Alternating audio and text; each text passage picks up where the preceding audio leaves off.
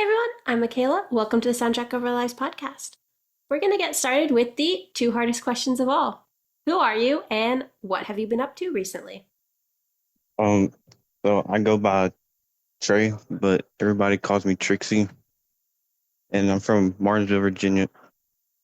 That's pretty much. What have you been doing recently? Anything fun? Recently I've been working on a lot of new music, trying to elevate my sound because here recently I've been doing a new sound, so just trying to work on that the most, and that's what I've been doing for the past couple weeks now. Busy. So, what kind of led you to a new sound? Well, when I started learning more like about the genre, going in depth with it, I wanted to kind of go back kind of like how it used to be with like the 90s sound because a lot of the newer stuff kind of sounds the same. So I Hmm. kind of wanted to do something differently that nobody is really doing right now. So that's what I wanted to do for like these newer projects is do something completely different from like what I've been doing. Was it scary to try something so different? It kind of was because I didn't think nobody would like really like it or I thought it would be like I thought I would get some hate on it, not gonna lie. Hmm. But like for the most part people really like it, so but either way, I'm gonna continue doing what I love. So Yeah, I think that's most important that you love it. yeah, exactly. So, if it's so different from what's out there currently, what do you draw inspiration from for your sound? Mostly my Bloody Valentine and just honestly just all of the older shoegaze bands, Hmm. but definitely like my Bloody Valentine, Ringo Death Star. Like I've been really listening to them a bunch and trying to like learn their techniques and learn their sounds because it's very different from any other like shoegaze. Hmm. Yeah. So would you say those are some of the major influences on your new or upcoming album? Yes, for sure. My Bloody Valentine was definitely key role in the inspiration. So when you sit down to write a song, what does that process look like for you? Well, honestly, like when I go into making a song, like I usually don't write. Just whatever like I'm feeling in the moment. Hmm. I like it. Like I people ask me that all the time, like if I write my stuff, but I really don't. It's just whatever I'm feeling at the moment, and I just go with the flow. Yeah. Yeah, Does that ever, is that hard at times if you don't not kind of sure how to yeah, start or? yeah. It can be hard sometimes, but it's like usually when I write. I usually end up saying something better than what I wrote. So I usually just don't write. Hmm. Yeah, That makes sense. So do yeah, you find that music is kind of more of like a more of like a therapeutic outlet for you? yeah, for sure. Definitely for me, because I had a lot of like past trauma and music was the only thing there. So I definitely look at music as therapy Hmm. Oh, I'm glad you had music. for sure. It's definitely hard when you don't have anything. Yeah, definitely. And music's so special because it can speak to you through whatever you're going through. Yeah, 100%. There's something out 100%. there. Yeah, something out there for every emotion. Yeah, definitely. For me, that was definitely what it was. Yeah, it's just for something about music makes you feel not so alone. Yeah, because like other people can relate to me. Hmm. That's the beauty of it. Yeah. How do you feel that growing up in Virginia has influenced your music? Well, the thing about like Virginia, like I grew up around a lot of like rap music, so like the rock stuff was completely new. Like when I stepped into it, but I kind of grew up around rap music a lot, and there's not too many like bands like shoegaze bands in Virginia. It's not really even known. Like people kind of look at you crazy when you play something like that, like down here. Yeah. Yes, it's definitely a different culture down here.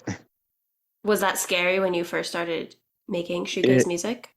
Yeah, it was because everybody usually thought like I was gonna be like a rapper or something because like Hmm. my dad was an artist, so they automatically put me in that box like, oh, he's a rapper. Hmm. But I knew I definitely wanted to do something different other than rap, like for sure. But What yeah, it, yeah, sorry. oh no, it's okay. No, but it wasn't a scary thing. Once I finally got it out there, Hmm. yeah, it was a relief. That's good. Yeah, What advice would you give to somebody who is kind of scared to break the norm of the music that's surrounding them? I think it all leads to like what you're going through, and it's best to just let it out in the moment.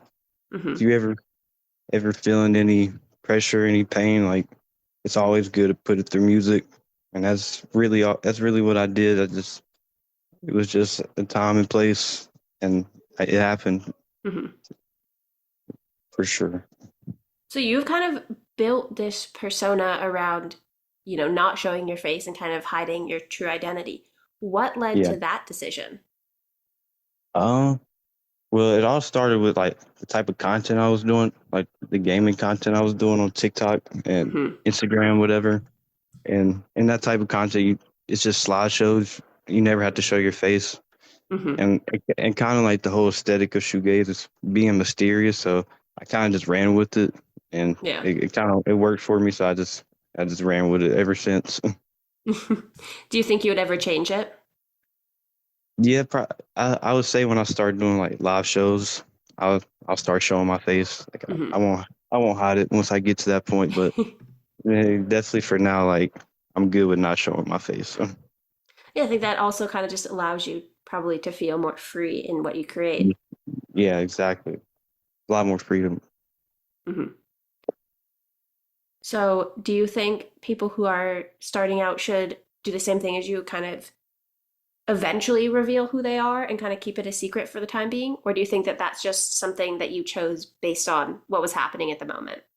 Yeah, honestly, to me, I just feel like whatever is like best for the person, whatever whatever you're going through, whatever situation, that's what I Hmm. would that's what I would say. But for me, my story is pretty different from anybody else's, but they could definitely get some inspiration for sure. Yeah. What advice would you give to somebody who is kind of starting their music career? My my full advice on that would just to be consistent and always stay consistent no matter what. But that's all I could do once I first started, and it paid off. Hmm. Definitely staying consistent with the music and staying in contact with everything, like with Yeah. fans and every trend. It's just good to stay updated with everything new that's going at the time. Hmm. That's usually when things take off is when that happens. You stay updated with everything. Yeah. How do you So balance staying on trend while also staying true to who you are? yeah, that's a good question. I usually just always looking for new trends, just and also trying to like include it into like what I do. Hmm. So just try to incorporate both of it into like my type of content in the best way I can do it. I try to keep new ideas rolling so I don't stay in one place. That makes sense. Yeah. Yeah. How do you balance the need to always have content out there while also making sure that you take time for yourself? Yeah. Because I feel like if I don't like do any type of content, like I feel like it's backfiring on me. So Hmm. like I don't know about any other artists, but I feel like I have to post every day. It's just necessary for me, so I can Hmm. just stay in the algorithm, and so I ain't missing out on anything.